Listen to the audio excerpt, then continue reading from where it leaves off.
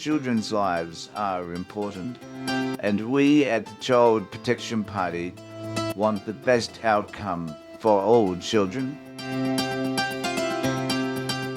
Hi everyone, and thanks for being here at the Child Protection Party YouTube channel. I want to say before we go any further, it really is important to subscribe to our channel, to ring the bell for further notifications. Let us know what you think about the videos that we do put out. It is important to hear back from you, and if you have any topics that you think would be worth discussing, please let us know in the comment section or contact the Child Protection Party at the webpage, which is childprotection.party. Most of us, or all of us, I guess, as parents, think that when our children are sitting in their bedrooms alone, that they are hopefully doing their homework, but not necessarily always the case, that they are safe, that within the home they are, because you're nearby, they should feel safe. But for many children, that's not the case.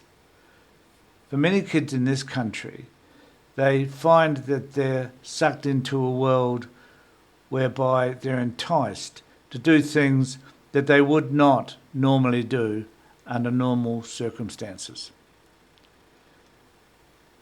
Children find quite often that they'll receive a text message from somebody, or an Instagram message, or a message on Facebook, or a message on TikTok, whereby they are encouraged to have a conversation with a person they believe to be around their own age. They then become enticed by that person. There is a sense of acceptance. There's a sense that that person understands them, primarily because the person they're speaking to has done a great deal of research about them, accessed them on Facebook, Instagram, and other social media, has a sense as to who they are, and certainly has a sense to their vulnerabilities. And they start by having a general conversation, a chit-chat perhaps, about the games that they're playing, about their friends and school and family. And then it moves into another area whereby inappropriate photographs are exchanged, and they become more intimate and more daring over time. And for all children, that's a very confusing time. It's a secret. They can't tell their parents, or believe they can't tell their parents. And they enter into a world of seclusion, of confusion, sadness, depression, and suicidal ideation. This is an epidemic around the world, but particularly, I guess, in this country. And it's something that plagues all of us, and it plagues the political system in which we live, because often they don't know what to do about it. They don't know how to curtail the influx of these predators. And not knowing what to do sometimes seems to open up the floodgates, and more of these predators become apparent. As someone just described it in a video I was just watching, which is the shadow of the web, which you can see if you've got Stan. It's available on Stan. But somebody described it as there are often men who come home, have a day job, 9 to 5, have a family, seem regular individuals who may come home and sit on their computers from the moment they get home till 12 o'clock, 1 o'clock in the morning, texting, communicating with children, and enticing children to do things they should not be doing. Now, the warning I want to put out, I guess, is that your child could be one of those children that's sitting at home, you believe quietly is sitting by and not being impacted by any of this. But it could be your child who's sitting in a corner, distressed by what it is that they've been doing, concerned about the messages that they've had, feel lonely and isolated because they've been told that there's nothing they can do in order to make the situation different. And regretfully, in some of these cases, these children are asked to send these people money.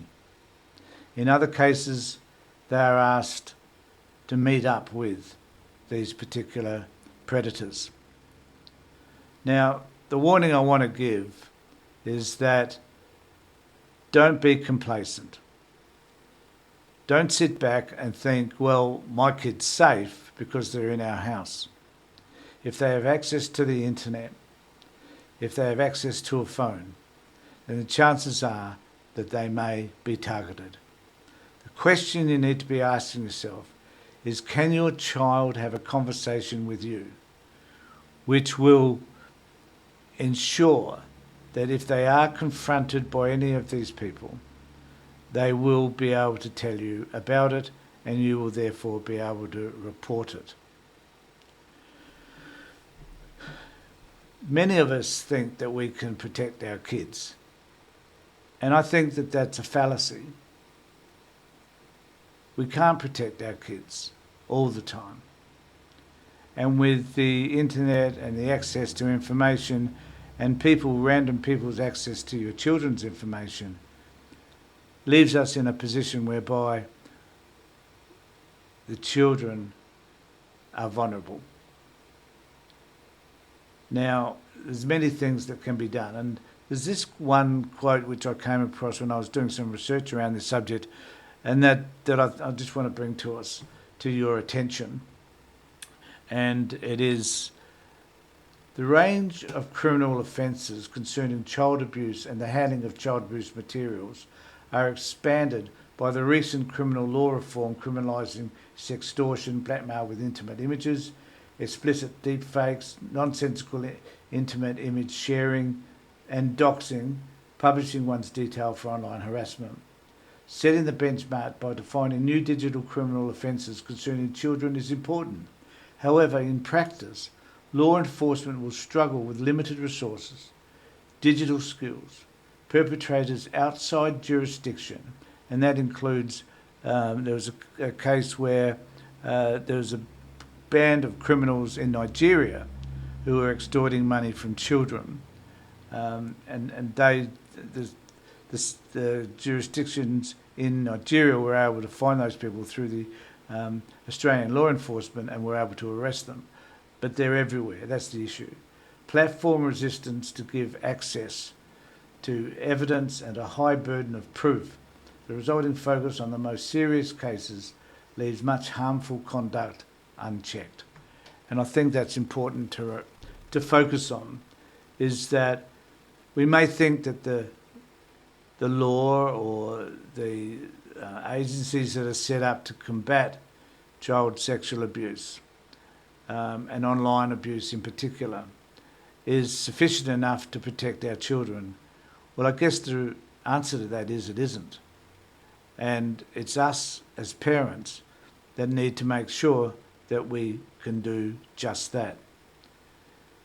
The best way, I think, that we can do that is to find ways to have conversations with our kids about what it is that they're doing online, who they're contacting, who they're speaking to.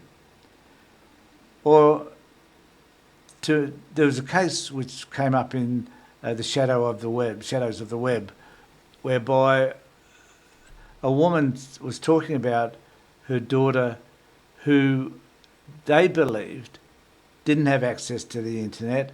They were monitoring whatever apps she put on her phone or on her computer. But still, the system that they'd created, which they thought was bulletproof, was not. So even though some of those protections you may have done, they may not be enough. But I still believe that it's about the relationship you have with your kids that's going to determine whether they're safe or not. Now, that isn't parent blaming, because I don't do that. But it is about parents choosing to be responsible for the types of conversations they are able or unable to have with their children. And kids that are isolated, that don't feel safe with their families, their parents and others, are the ones who are more likely to be vulnerable in these situations. So think about it. What steps can you take to ensure that your kids are safe? The Child Protection Party is here to help all of us to understand the problems, the issues that parents face and the problems that children face. You know, because lives have been lost by not caring enough. Kids have suicided because they didn't feel they could speak to their parents. Ask yourself, is my child able to have a conversation with me about issues such as online grooming? Are you able to have conversations with your child about online grooming? Watch the shadow of the web. Look for other information that can be found on the internet in relation to this subject. Read it. Contact organisations that deal with this, such as Braveheart and others, and have conversations with them about what you could do, or seek out training sessions that help you to better understand the problem and a way by which you may be able to manage that for your kids. Let me know what you think in the comment section below, and remember to subscribe to my channel, our channel, ring the bell, let us know what you think. In the meantime, take care, look after yourselves, and particularly your children. Children's lives are important, and we at the Child Protection Party want the best outcome for all children.